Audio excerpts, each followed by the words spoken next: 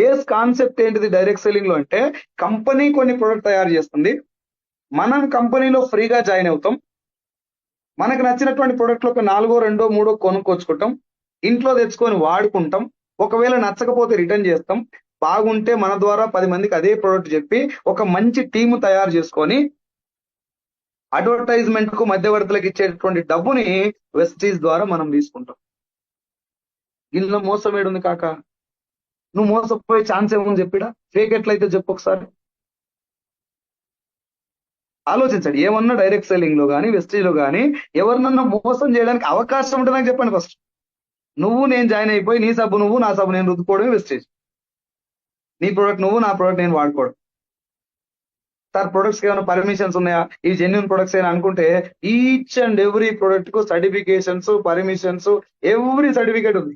myvestige.com అనేది మన